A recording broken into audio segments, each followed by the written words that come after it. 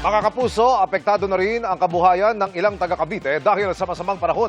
Ang latest sa lagay ng panahon doon, tinututukan live ni Oscar Oida. Oscar! Yes, Emil, naging malakas nga ang pag-ulan dito sa Naig, Cavite ngayong hapon. Dahilan para bahain ang ilang lugar dito. Nangangalit na alon ang dinatnan namin sa dalampasigan ng Barangay Hulugan 3 sa Tanza, Cavite kaninang umaga. Kaya naman kahit hindi pa kalakasan ng ulan, ang mga bangka ng mga mangingisda dito nakatenga.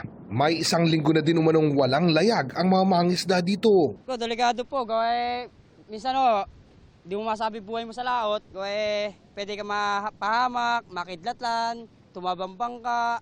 Tuloy, kanya-kanya daw silang hanap ng paraan para makaraos. Wala po kaming hanap buhay ngayon, sir. Tenga po kami. Kumbaga, hanap po ng ibang pagkakakitaan. Minsan po, naglilibag na lang din po. Gawa may konting ipon naman, na lang din po yung ginagastos namin. Sa may barangay Kalibuyo sa Tanza pa rin, wala ng ulan pero napakalakas din ang alon sa mga beach resort sa lugar. Wala nga raw customer pagkat di rin naman maliliguan ang dagat sa lakas ng alon.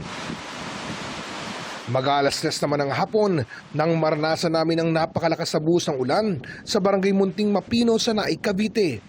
Kasabay pa nito ang malakas na hangin, kaya napakalakas ang hampas ng alon sa dalampasigan.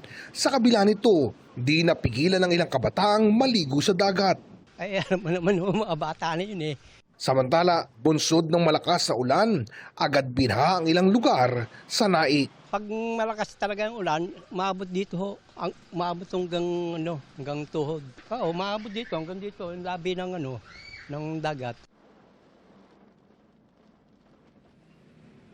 Emil, sa mga sandali ito ay nakataas ang orange warning level dito sa Cavite. Ayon nga sa Pag-asa, ay patuloy na makakaranas ng pag-ulan dito sa Cavite hanggang bukas. Ang Tanza, Cavite nga, bukas kinansela na ang kanilang mga klase, araw ng Sabado.